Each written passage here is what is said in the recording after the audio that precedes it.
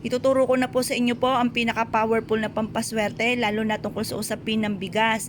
Ang bigas mga bossing ko ginagamit po ito ng mga pampaswerte mga bossing bukod sa pagkain na kailangan natin sa araw-araw. Ginagamit po itong pampaswerte lalo na tungkol sa usapin ng kaperahan at kasaganahan. Marami na po nagpatotoo na sila po ay sinuwerte po dito sa pamamagitan ng bigas. Ito po mga bossing ko, pumili ka lamang na mabibintog na butil ng bigas at pagkatapos mga bossing ko, ito po ay ilagay nyo po sa isang pouch na kulay dilaw or kaya ay kulay pula. Ito po ay kahit simpleng bigas lamang, makakatulong po ito upang sa ganon kayo po ay laging mapera, masagana. Nasubukan nyo na po na maglagay po ba ng isang butil ng bigas mga bossing ko sa inyo pong bulsa kada kayo ay aalis. Kung hindi nyo pa ito nagagawa, abay gawin nyo po ito at ito po ay makakatulong upang sa ganon mas maging masagana ang inyo pong pamumuhay. At sa inyo pong benta mga bossing ko ay laging magkaroon ka ng malaking benta.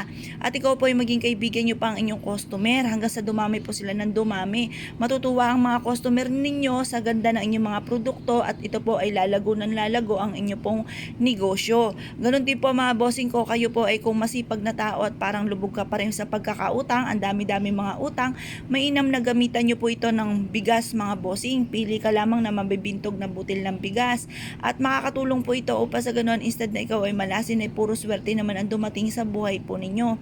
Ito pa mga bossing ko ay subok na napakaswerte.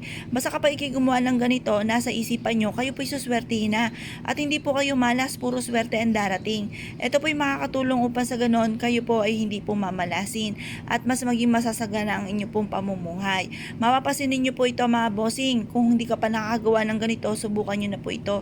Maglagay ka rin ng isang baso ng bigas sa likod ng pintuan po ninyo, pero isasaing nyo rin po yun kasi ang bigas ay binubukbok, sayang po kapag nagtatapon ng grasya. Tingnan nyo po yan, baka po madumi na, hugasan nyo po mabuti at isaing. Pagkatapos ay maglagay ka muli ng panibagong bigas sa likod ng pintuan ninyo or magsabit ka po sa may screen po ng inyo pong pintuan. Pwede rin naman maglagay ka ng ilang butil mga bossing ko sa ilalim ng inyo pong unan. Makakatulong po ito upang sa ganon kayo po ay swertihin at hindi po kayo mamalasin. Ito po ay subok na napakaswerte. Basta't may 100% kang paniniwala sa mga gantong pamamaraan ay walang imposible at kayo po ay magiging matagumpay sa buhay. Kayo pa mga bossing ko ay i-mindset nyo or imagine niyo ang lahat ng mga pangarap po ninyo na nagbibilang ka ng maraming pera. Tapos sabayan nyo po ng ganito. Matutupad po yan mga bossing at magugulat ka na lamang nabubulaga sa inyo ang napakaraming swerte na mga hindi mo inaasahan mga bossing dahil yan po ay isa rin sa mga subok ko na. Ang aking po mga wini-wish ay simpleng-simple lamang pero mga dumarating ay napakaswerte at hindi ako nagpapawala ng ganitong mga simple mga pamamaraan ng bigas. Kaya kung kayo po naniwala at na-issue po itong gawin, subukan nyo na po ito at napakaswerte ng bigas po natin. Proven po ito mga bossing, marami na po nagpatotoo na sila po sinuwerte dito. Kaya kung kayo po naniwala at na-issue po itong gawin, subukan nyo na po ito at ito po ay matutuwa kayo dahil sa dami ng mga blessing na darating.